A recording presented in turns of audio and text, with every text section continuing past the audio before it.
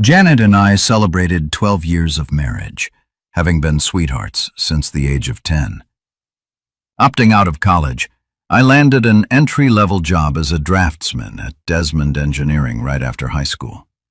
A year later, we tied the knot, and the following year brought the joy of becoming parents to twin girls, Bethany and Brittany. Despite initial challenges, budgeting helped us through. While still a draftsman, I moved up a few grades, improving our financial situation. We managed to purchase a modest home and owned 2 decent cars. Although not brand new, they were far from outdated. Janet fulfilled her dream of being a housewife, and with our financial stability, she didn't need to work. Both of us remained healthy and fit. Janet had a bit more stature than our wedding day, standing just over 5 feet tall, with dark brown hair and bangs resembling little Marie Osmond. Personally, my physique hadn't changed much since my high school football days. As the right tackle, Billy Martin moved to Reading from Lancaster about a year ago and took a job with Desmond Engineering as a surveyor. Billy and I played football against each other and immediately became friends. He also married his high school sweetheart, a redhead named Sarah. Sarah and Janet became instant friends. They didn't have children yet, but they were ideal nannies when we weren't at work. Bill and I enjoyed each other's company. It was a pleasant breakaway from family life. Of course, Janet and Sarah did the same. They went shopping together, attended parties and club meetings, and Billy and I watched the girls on TV. Sarah also took a job as a secretary at Gilbert Engineering, located just outside the city. About 6 months ago, I began noticing changes. Previously, the PTA meeting was held once a month, but now it is once a week. Sarah, despite not having children, always visited Janet. The frequency of Tupperware and Magic Chef parties seemed to increase every month, yet they never made purchases. They joined a book club, but never found time to read. On weekends, they spent hours shopping, buying very little. Janet's collection of fashionable lingerie grew, but I never got to enjoy any of it. It started bothering me. I never mentioned anything to Billy because he didn't seem to care. I didn't want to cause problems if something happened. About an hour after putting the girls to bed, Janet came home from some kind of basket party. She took a shower before Sarah picked her up and took another as soon as she got home. This seemed strange to me. While she was in the shower, I quickly checked the basket and found a set of black lace lingerie. Who would wear black lace lingerie to a basket party? I'm not in the habit of checking my wife's underwear, but I did this tonight and found that the underwear were wet and sticky. I put them in my pocket. Until tonight, I had never once delved into my wife's purse or wallet. The only thing I was really interested in was her cell phone. Apparently, she was pretty sure I wouldn't spy because she hadn't deleted a single call in the last week. The majority of calls were addressed to Sarah, but a large number of incoming and outgoing calls were addressed to KC, KH, and KW. Of course, I had no idea who they were, but I quickly realized that the C stood for sale, the H stood for home, and the W probably stood for work. I check her address book, and Sarah also had 3 numbers listed: Sarah S., Sarah H., and Sarah W. I was amazed at how well organized my wife's phone was. Looking at Sarah's work number, I noticed that it had an extension checking KWS number. I found it was the same number as Sarah, but with a different extension. It wasn't hard to guess that Janet was calling and receiving calls from someone who worked with Sarah. It was also easy to guess that Sarah must have been the one who introduced Janet, and the mysterious company, K. Gilbert Engineering, was now closed. I took Janet's phone and dialed KWK number. Upon approaching Ken Sanders' desk, I heard a recorded message stating that he wasn't available at the moment. The message suggested leaving a name and phone number for a call. Back after the signal, I ended the call, finding it too easy. Janet poked her head around the doorway and inquired if I was going to bed.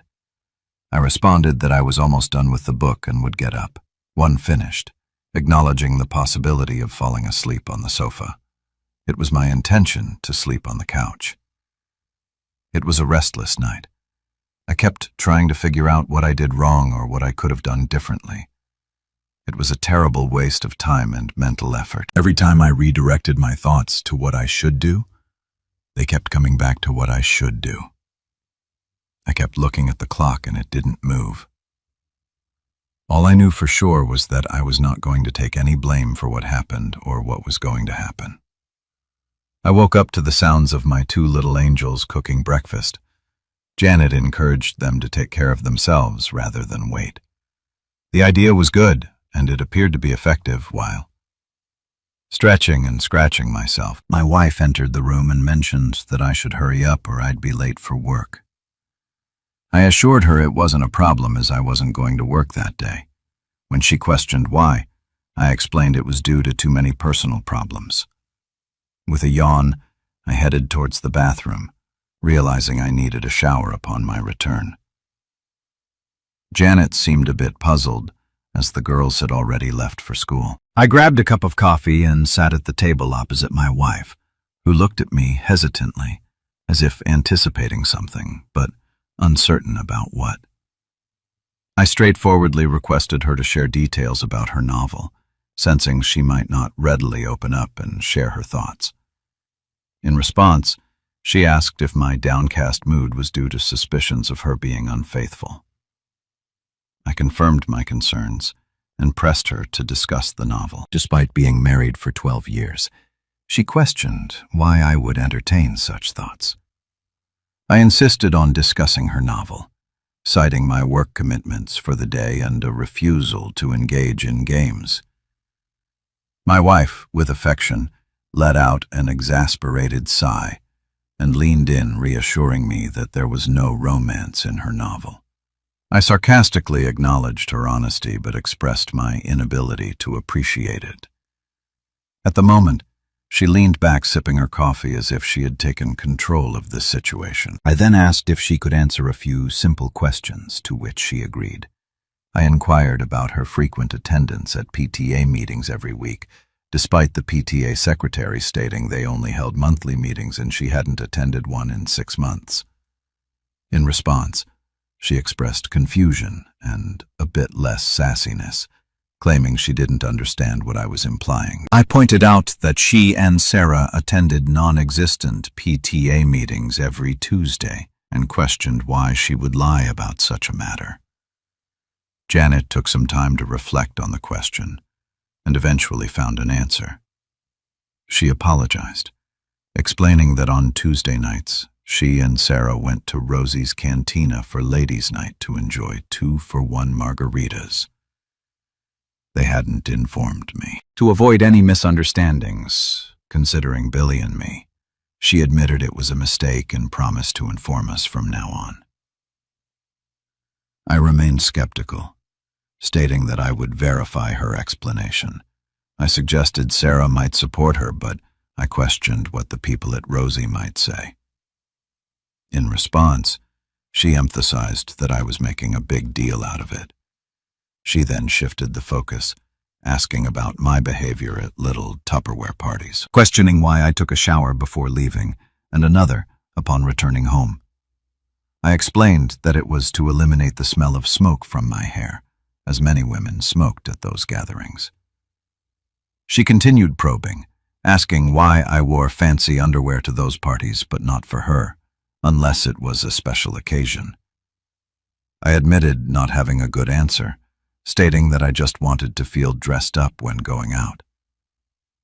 Janet's lies began to irritate me, and I struggled to control my anger. Realizing it was time to address the situation, I confronted her with the soiled underwear I found the previous night, accusing her of deception. I expressed my awareness that the substance on the underwear was not mine, and warned her against claiming it was due to a yeast infection. My anger escalated, and I demanded an explanation. Janet fidgeted in her chair, avoiding eye contact, seemingly unable to provide a quick response. Frustrated, I pressed her further, questioning why she had come home with soiled underwear and insisting on an explanation. She urged me to stop and expressed her inability to endure the situation any longer, claiming we had been married for 12 years. She questioned how I could treat her in such a manner. The continuous stream of lies and constant denial overwhelmed me with all the strength I could muster. I hurled my partially filled coffee cup across the room, shattering the front of the microwave. This time there was no doubt I had Janet's attention. The expression on her face was new, as she had never witnessed my anger. Before leaning over the table, I confronted her, loudly demanding information about Ken Sanders. She rose from the chair and moved towards the sink, trying to evade the conversation, repeatedly stating that he was just friends. I persisted, asking if she had a close relationship with him. In a terrified tone, she admitted to it. I pressed further, questioning if she had slept with him the previous night. With remorse in her voice, she confirmed it, urging me to stop and expressing sincere apologies. She stood at the sink, sobbing uncontrollably after pouring myself fresh coffee. I heard Janet's cell phone ringing. Her eyes shifted nervously between me and the phone as she suggested answering it, identifying the caller as Ken. I pressed the speakerphone button and greeted Ken, who sounded distressed, mentioning a call attempt on his work number the previous night. Janet seemed frozen with fear, and I nodded in acknowledgement. She hesitated in responding to Ken's inquiries about her presence and whether something was wrong. Eventually, admitting that I was present and aware of their situation, I intervened, addressing Ken and informing him that I had some matters to attend to in the morning, but promised to visit him in the afternoon. I suggested having emergency on speed dial. Ken didn't hang up but remained silent. Ending the call, I returned the phone to my pocket. Janet, now in her robe, stood at the sink, trembling, expressing my intention to leave. I posed one final question about the name of the guy Sarah was dating. She reacted by pleading with me not to ask. In her distress, she threw the second cup across the room, causing it to crash against the tiled wall behind the sink. In a hurried manner, she provided the name as Kelvin, specifically mentioning Callan Bostic. She informed me of her return later in the afternoon and instructed me to clear out my belongings. Before then, she mentioned her mother staying with the girls temporarily and assured assistance in retrieving any items I couldn't fit in my car. She emphasized not to contact her and requested informing her mother of my whereabouts. She remained still, offering no further words as I walked out the door. Of course, I had no idea what to do. Next, I decided to go into the office and see Billy. I considered him a friend and believed he should know what was happening. It was easy to deduce that Sarah met Calvin at work and became friends with him. Ken was likely Calvin's friend in need of a date. I might have simplified this a bit, but I thought it was close enough. Billy was absent from the office, probably engaged in some form of beading or similar activities.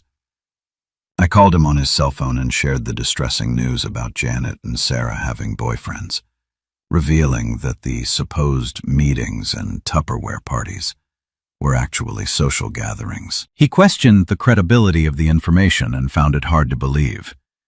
I suggested asking Sarah about a guy named Calvin Bosk, who worked with her in Gilbert, as I suspected she might have introduced Janet to someone from their workplace.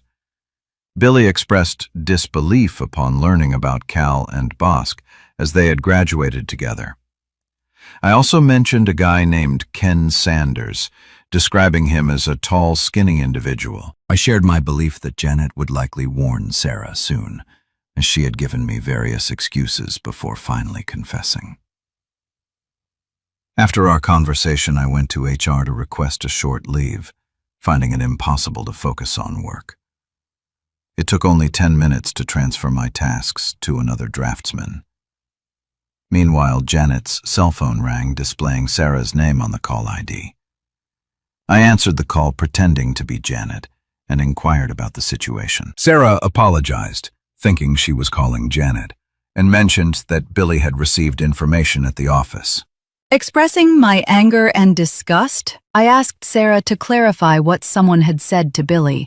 She revealed that she intended to take Janet home and suggested that bothering Janet at that moment was not ideal, as she was busy packing her belongings. Surprised by this revelation, I questioned the reason for packing and learned that Janet planned to return to live with her parents temporarily, enjoying the pause on the other end of the line. I smiled, imagining the scenarios running through Sarah's mind. In response, I advised her to inform Calvin about Billy's impending arrival, implying that he might appreciate a head start. Sarah reacted with shock and disbelief, exclaiming, "No, God, no," before hanging up. This woman's nerves. We only had one credit card, so canceling it was no problem. We also had an ATM or a debit card. It took me 5 minutes to change the PIN number. I had no idea what to do with the checking account, so I just ignored it for now. In any case, I needed it to pay utilities and other bills. I just hoped Janet didn't take any receipts with her. The cell phone rang again, but this time it was my phone. Billy chased Calvin Bostic out of the Gilbert building and caught him in the parking lot. He was in jail and wanted me to tell his brother from Lancaster to come and post bail for him. I called his brother. There was nothing more I could do for Billy, so after lunch I went to Taco Bell. I visited my mom and dad, explaining everything to them. Mom was more than willing to watch the girls for a while. She stayed with me during the week, and the twins stayed with them on the weekends. Now it's time to visit Ken Sanders. The guys in Gilbert's drafting department were eager to tell me about Billy's visit that morning. The drafting department overlooks the parking lot, and they saw everything that happened. Billy caught Calvin before he could get to his BMW. He threw him over the hood of one of the cars and started smashing his face. The guards followed them and tried unsuccessfully to get Billy out. Finally, one of them punched Billy in the neck with a stun weapon. He wasn't home yet when they put him in the police car. They had to take Calvin in an ambulance. One of the guys showed me the office where Ken Sanders worked. It was empty. Looks like old. Ken quit. Suddenly this morning, we walked past Sarah's desk. She wasn't there either, but it looked like she was still working there. 10 minutes later, I found out Ken's home address and headed to the parking lot. It was a small ranch with no garage. There was a white Lexus in the driveway with the trunk and back doors open. As I approached the door, Ken Sanders came out with an armful of clothes. He dropped everything and rushed back into the house. As soon as he saw me, I tripped over the things he dropped and managed to see him exit out the back. As I entered, I had to laugh at his reaction. Damn, I wasn't like Billy. I was a good guy. It looked like the kind of place that would be rented fully furnished. That's why he didn't have a truck. In another 10 minutes, he would have finished and left town. I was looking forward to talking to Ken, but I didn't want to chase him. I looked around the room for anything interesting and got a few pleasant surprises. The first thing I picked up was his cell phone. It lay on the table in the living room next to a folder containing his passport and some personal documents. There was a cute little laptop computer on the dining table. I couldn't find anything else, so I packed up the few goodies I had and left. I didn't want to do anything that could be considered criminal, so I resisted the urge to crash his car. This was beautiful. I believe it might be considered a crime to take items from the house, but he left the door open, and anyone could have taken them. Unable to restrain myself entirely, I let the air out of just one of his tires. He'd need to empty the truck to access the spare bed tire, and I'm sure he'd do it with one eye on the street searching for me. I'll retrieve it later. He got the message. I went to the prison to see Billy. His brother and he were occupied with legal matters, so I just waved and smiled at him. It seemed he had everything under control. Mom was already at home and dinner had started. We chatted briefly, and then I brought the things I bought from Ken into the office, where my computer and belongings were kept before I could examine them closely. Beth and Britt returned from school. I decided it would be best to inform them about what was happening before they inquired. I didn't get a chance. Bethany eagerly greeted me, questioning why Grandma was present and inquiring about Mom's whereabouts. I explained that Mom and I decided to take a break from each other, and she would be staying with her parents for a while. Brittany seemed pleased with the news, claiming victory in a bet with Bethany. She gloated about winning and explained that their argument revolved around Mom cheating on me. Bethany, however, denied ever mentioning anything about Mom cheating, asserting that they were not naive and knew what was happening. She admitted that Brittany was right and that Mom was indeed cheating on me. Expressing surprise at how I found out, she criticized me for being slow and too trusting. Brittany, in an unusual gesture, placed her hand on my shoulder, attempting to console me. The situation was surreal. A 12-year-old girl trying to comfort her father in the midst of a family crisis. One Saturday, when Mom and Sarah said they were going shopping at King of Prussia, Mom wouldn't let Brittany go with her. She said it was an adult shopping day, and she would compensate us for it. Later, when we got to school on Monday, 2 kids said they saw her with a guy in Nobles Grove. We called them liars, but one of the girls had a photo on her cell phone. It seemed pretty trivial. I thought there must be an explanation, but Britt said she was cheating. Why didn't you tell me anything? They both just shrugged. A couple of weeks later, Tracy Mercer parents saw Sarah, Mom, and 2 guys at TGI Fridays in Allentown. They told Tracy about it. When they got home, I sat dumbfounded. Thank God. Grandma invited us to dinner. We didn't discuss the issue during dinner, and I apologized before the dessert arrived. Luckily, the twins decided to leave the topic for the rest of the night. I felt relieved. I had just started examining Ken's laptop when his cell phone received a text message. The message read, Dax4, Sinf YJ. Dear Ken, sorry for the love, Janet.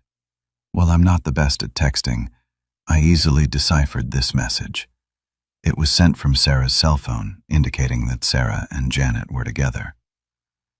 Temptation got the better of me, and I couldn't resist letting Janet know that I had Ken's cell phone by spelling out T-A-J. I spent the next couple of hours examining files and folders on Ken's computer. Although I found no emails between Janet and Ken, there were intriguing emails between Ken and some old friends in Lancaster. What I read shocked at me, and I certainly didn't appreciate it. Janet and I had been together for almost our entire lives, and now I discovered that I never really knew her. In less than a year, she seemed to have become closer to Ken than she had with me in almost 20 years, as I replaced the cartridge in the printer. I noticed tears streaming down my face. This wasn't my usual reaction. Her deception had hurt me, and now I felt the salt in the wounds, perhaps because of my tears. I printed out several emails and a dozen photographs. I would have taken more photos, but I ran out of expensive paper. There were no explicit or suggestive images. All of them were suitable for mixed company. Beth poked her nose in the door and asked if she could call her mother. I didn't feel like I could refuse. My mother was with the twins while they talked to Janet, and she overheard everything. She didn't eavesdrop, but it seemed like the girls weren't trying to hide anything. Mom later told me that they didn't cut Janet any slack and blamed her for the whole problem. The conversation lasted less than 5 minutes. The emails were extremely interesting. Ken applied and got hired as an engineer for an alternative energy project in Spain. His start date was in 6 weeks. Apparently, he didn't inform Gilbert about his departure. I'm sure Sarah knew, but no one else mentioned it. He had all the documents ready for the trip except for my passport. I'm sure he could find a replacement, but he better hurry if he wants to set a start date. I guess he could always go to the police and report that I stole it, but I didn't think he would do that. He hasn't booked his plane tickets yet. One of the letters to a close friend explained a lot. Janet plans to get a divorce after joining Ken in Spain. She realized that I would never allow her to take the girls out of the country, so she was going to declare me an unfit father. The letter didn't go into detail about how she was going to achieve this, but it did indicate that it would be severe enough to revoke my visitation rights for the twins, or custody. It was completely despicable. Ken wrote this letter, so it was all hearsay. I would have liked to have received something original from Janet, but I had to make do with what I had. I printed out several copies of this letter. Mom fell asleep watching Leno, so I sent her to our bedroom. The girls have already gone to bed. I fell asleep on the couch, and there were 4 empty beer bottles on the coffee table. I woke up to the smell of fresh coffee and bacon. Mom always prepared a good breakfast. The girls were finishing their cereal. When I approached the table, I had to endure some good-natured teasing before I could start cooking the eggs. The conversation was casual until it was time for the bus. I expressed my concerns to the girls, informing them that their mother might try to separate us by labeling me an unfit parent to retain custody of them. I emphasized my openness to shared custody for their happiness, but clarified that I wouldn't give up my right to be with them. I urged them not to choose sides, but to be cautious and not believe any falsehoods. Brittany assured me that they were smarter than I thought and that they loved Mom, but wouldn't let her damage me. She smiled, and Beth gave me a thumbs up before they left. After their departure, Mom refilled my cup and joined me at the table. She encouraged me to relax, assuring me that everyone was on my side following a shower and shave. I dressed slightly nicer than usual. Leaving the house with 3 mobile phones felt peculiar, and I made a mental note to purchase the cell phone charger that Ken had given me, though I probably wouldn't need it. I preferred to be prepared. I checked in at the Family Services office and awaited the caseworker's call upon receiving it. I was surprised to recognize the woman who assisted me.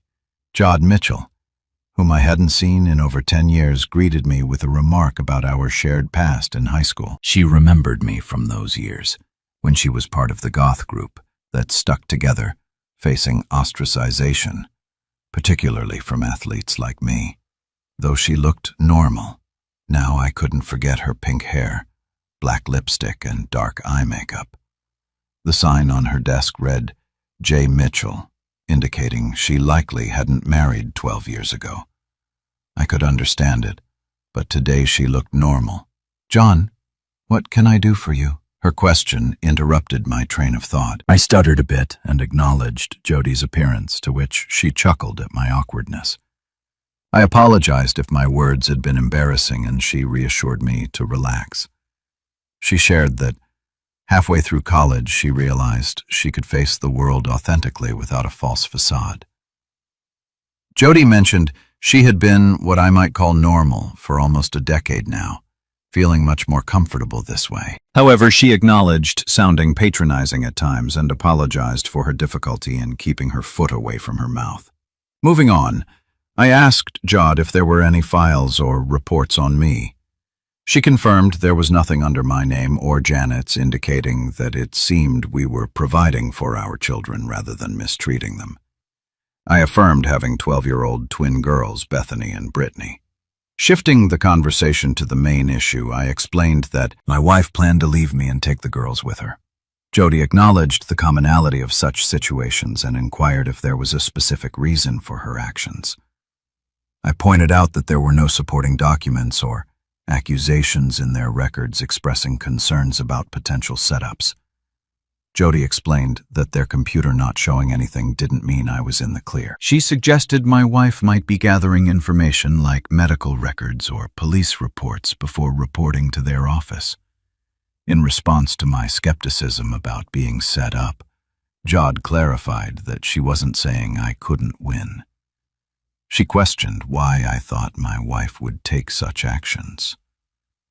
Despite my initial reluctance, I felt compelled to share an email from Ken. I handed a copy across Jody's desk and inquired about its origin. I explained that I had taken the email from a computer through illegal access, recognizing its inadmissibility for legal purposes. I mentioned the word conspiracy without understanding its legal definition and expressed my confusion and concern about how to protect myself and my daughters in this situation, especially since I couldn't afford a lawyer. Jody. Mitch relaxed in her chair and I maintained eye contact without blinking. She rocked back and forth before leaning toward me and suggesting I come back the next morning. I agreed and asked if I could keep the copy of the letter. After receiving confirmation, I left and she bid farewell, expressing that it was nice to see me. I smiled and she returned the gesture, revealing a new side of Jody. Lacking connections to lawyers, I resorted to picking one from the phone book, despite knowing about my wife's intention to divorce me. I wanted to secure my position. Given the circumstances, I wasn't certain about our financial situation in the coming days, so I paid the lawyer upfront in cash for the entire package. I urged him to proceed in the fastest and easiest way, allowing her to have the house as it was worth less than the mortgage. I insisted on joint custody of the twins, with the possibility of taking full custody if feasible, and agreed to pay child support, but not alimony. Billy called me while I was on my way to lunch seeking housing, and I offered to accommodate him. We met at Taco Bell for lunch, and when I approached, Billy had a silly smile on his face. Curious, I inquired about the reason for his happiness. Billy shared that a friend at Community General Hospital had informed him about Calvin. Sarah had visited him at the hospital. Unaware of Calvin's wife and children arriving, the situation became chaotic, leading to hospital security escorting Sarah out. Billy walked past Gilbert to talk to her, but found that she was no longer there. I asked about the details of Calvin's family situation, and Billy admitted he didn't know why Calvin's wife didn't live with him or why he didn't go home to his family on weekends. However, he expressed a lack of interest in these details. Billy decided to take a week off from work to sort out his affairs, and we planned to figure out his accommodation. Since my mother also lived at home, Billy intended to go to his house to gather some clothes and personal belongings. In case Sarah wasn't there, he had no intention of talking to her anymore. Later, on my way to see my insurance agent, I received another call from Cameron Wilcox, Janet's father. He requested my presence to help figure things out, mentioning Janet's despair and her unhelpful mother. The meeting would include Cameron, Janet, Janet's sister Carla, and myself. Despite uncertainty about the goals of the meeting, I agreed to be there in about 20 minutes. It was a somber gathering. I brought a folder of evidence and skipped the coffee. Who wants to start? John Janae believes you're overreacting. She insists you were angry and coerced her into saying untrue things to appease you. According to her, she did nothing wrong, and you have no right to evict her. I sensed that my wife was presenting a highly embellished version of the events to her parents. While I understood her reluctance to admit infidelity, I resented her shifting the blame onto me. Cameron expressed his desire for facts to better understand the situation and questioned what I expected him to do. Prove she's a liar or admit I made a mistake.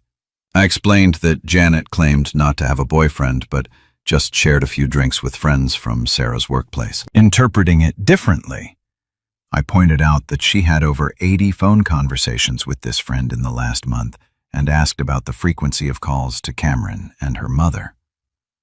They both turned to Janet, who avoided eye contact.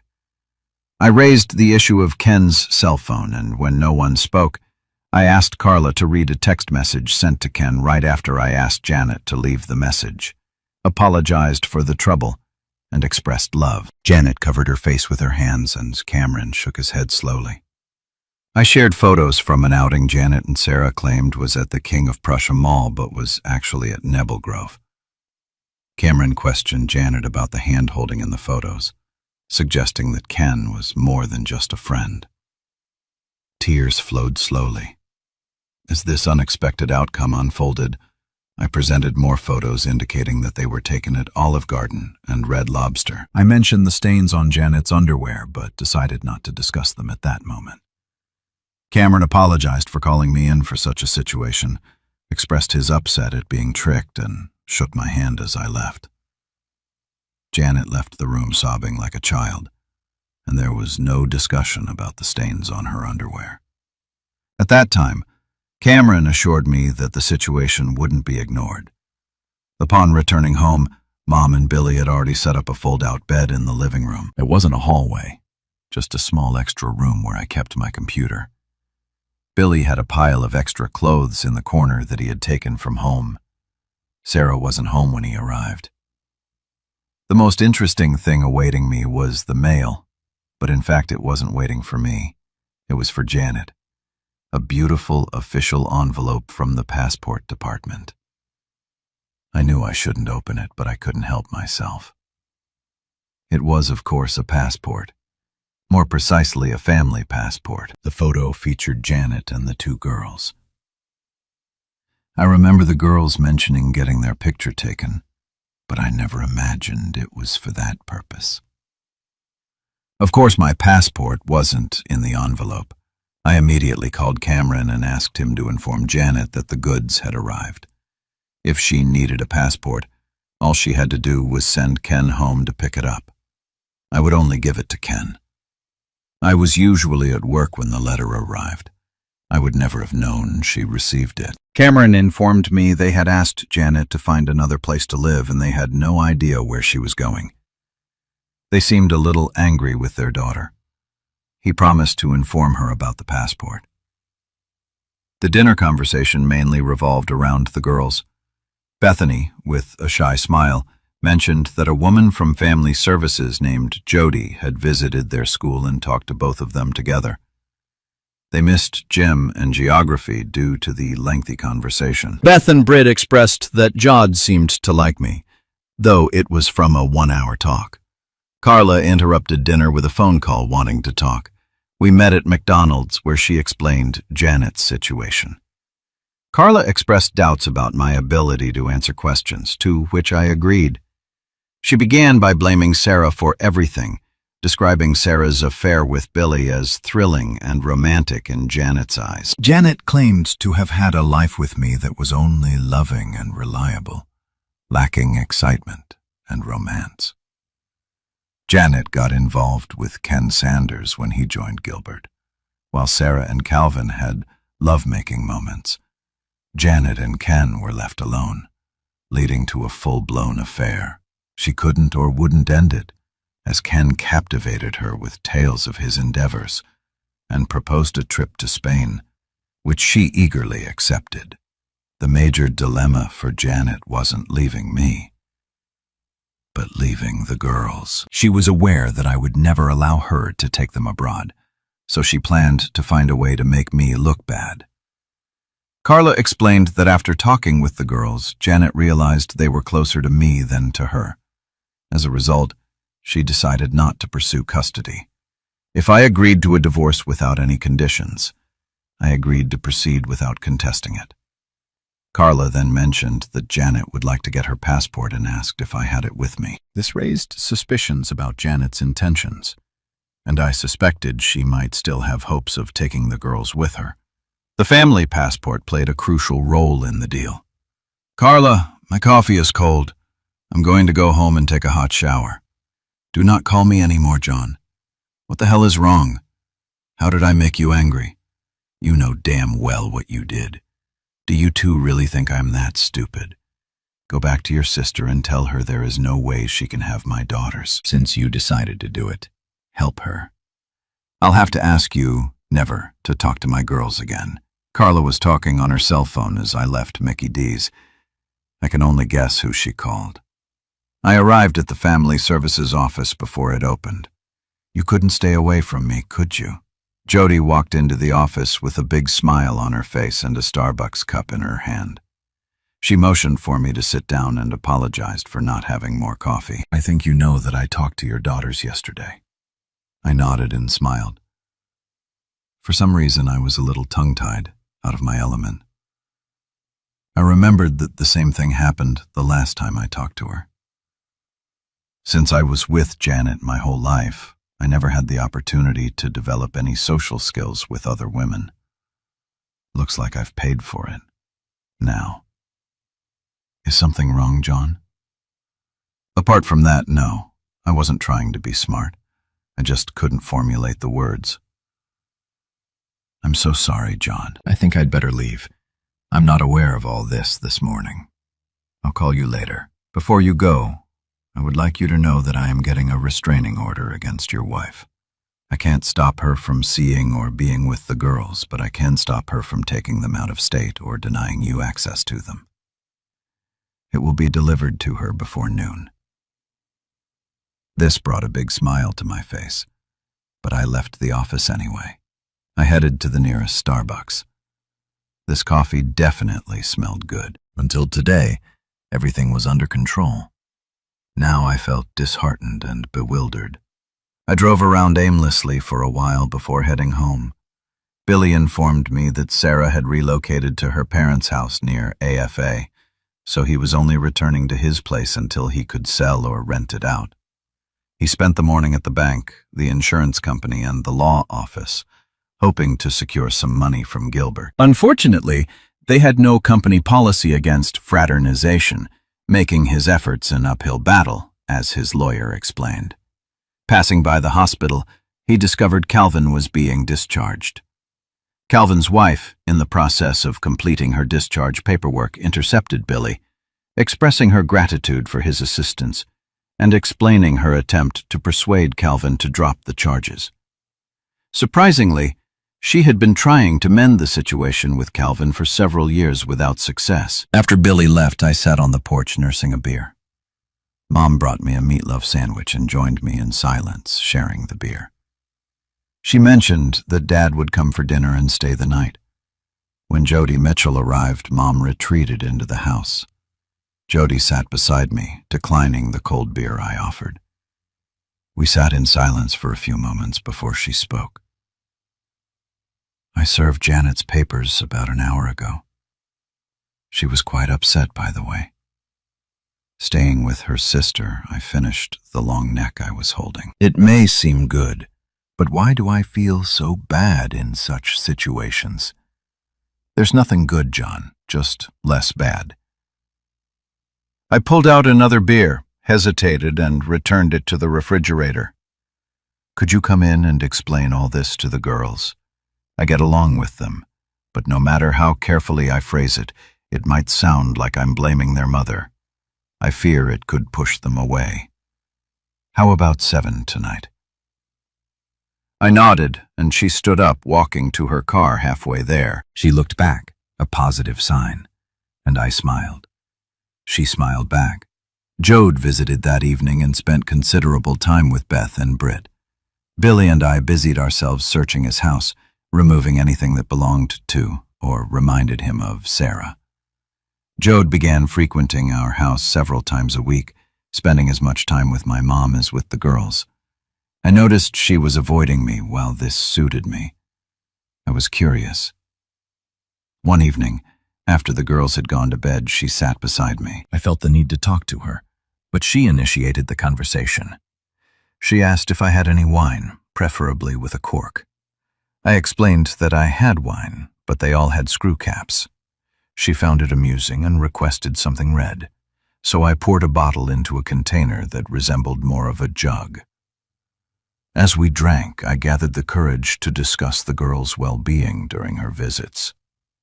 She mentioned that the twins were fine and didn't necessarily need to see her. Surprisingly, she clarified that she visited to see me, not the girls. I was confused as she rarely engaged in conversation during her visits. She admitted that she thought I might have a rule against fraternizing with clients, which we both found amusing. To lighten the mood, she brought up the topic of tattoos and expressed surprise that I hadn't asked to see hers. I confessed that I had for tattoos from my high school days, 3 of which were easily visible and 1 more discreet. She playfully suggested a game of finding the tattoos, maintaining quiet to avoid waking the girls. The 4th tattoo was in a secluded place, and I admired her for a while before she left. Apparently, before the twins woke up, however, I sensed they might have been aware of what occurred. I instructed my lawyer from the phone book to finalize and deliver the divorce papers. Janet, still residing with Carla, received the papers, but there was no response. Several more weeks passed and my father's health declined. Mom spent more time with him than with me. Luckily, school concluded and the girls spent the summer with her. By the end of summer, Dad moved to a nursing home. Billy and I assisted Mom in preparing the family home for sale, and she moved back in with me. Jode visited the girls at their mother's all summer and spent 3 or 4 evenings a week with me. They went shopping and out to dinner together, and I appreciated the attention Brittany and Bethany were giving. At least I didn't envy them anymore. I was pretty sure they knew what was going on between Jody and me. Janet called the girls about once a week, but the conversations were always short and, according to her mother, seemed tense. Most of the time, the twins didn't even tell me she called. Billy's divorce from Sarah was finalized. I had no idea what my status was. He also decided he wanted to start his own surveying business and asked me to come with him. I didn't have enough money to contribute until my mom came to the rescue. When she and her father ran out of money, Medicare picked up his expenses. Instead of watching it all disappear, she thought I should use it for business. I believe she also thought of it as an investment in her future. 3 months later, Billy and I had our own small surveying business. Fortunately, my drawing skills developed into drawing stories. About a week into the new semester, the twins were visited by their mother. They thought they would go to the guidance office to see Jody, and they were both disappointed to see Janet. They tried their best to be polite and respectful to her, but they still couldn't. She told them she loved them both and was sorry. Things turned out the way they did. She was going to Spain to see the windmills and would send them some postcards. She promised to call them every year on their birthday and send them amazing Christmas gifts. They said she cried when she left. Janet never called me to tell me she was leaving, but the next week her parents showed up at the house. They apologized again for what Janet did, but made no attempt to defend her or justify her actions. Brittany and Bethany were their sole grandchildren, and they desired the opportunity to see them. I had no qualms about their request. They conveyed that Carla felt too ashamed to approach me, torn between her sister and her parents. 2 months later, my divorce was officially concluded. Jody and I opted to celebrate at Red Lobster. It was a rare, even evening without the girls, who seemed content. In fact, I believe they were somewhat elated. We spent the night at a local Holiday Inn. The twins welcomed me back with delight at the following morning, though they didn't voice it. They smiled from ear to ear throughout the day. A year later, everything was going well, but unfortunately my father passed away. Mom considered relocating to Florida with her sister, but was reluctant to leave the girls. The twins thought their grandmother should part, but proposed that Jode take her place, even if she couldn't cook as well as my mother. They also insisted they were old enough to have separate rooms. It was an evident and viable plan. The girls received birthday cards from their mother, but there was no phone call. She also sent numerous postcards, all depicting Spanish windmills. I wasn't sure of the significance. For Christmas, she sent 2 stylish embroidered dresses, unaware that the girls were entering their teens and might experience a grow spurt. Surprisingly, they didn't mind that the dresses were too small. Gilbert Engineering became our major client. Billy was pleased to discover that Calvin was now teaching electronics at Lebanon County Vocational School, a significant downgrade. Calvin was no longer married, and Sarah remarried and relocated to California. Ken Sanders didn't last 6 months in his new job, now working in the States, but his whereabouts remained unknown. Billy sought information through his high school's alumni association. My best friend always believed I got away with Ken too easily. Strangely, the girls continued to receive postcards featuring windmills with no specific information, just general sentiments. Cameron informed me that Janet called them several times from her job at a travel agency in Barcelona. She never mentioned Ken or disclosed details about their past. Jody and I quietly got married in Maryland a year later. She was expecting, and Brittany and Beth were as thrilled as we were. They looked forward to having a goth sister sharing a private joke that they never let me in on. The significance of Spanish windmills remained a mystery, too.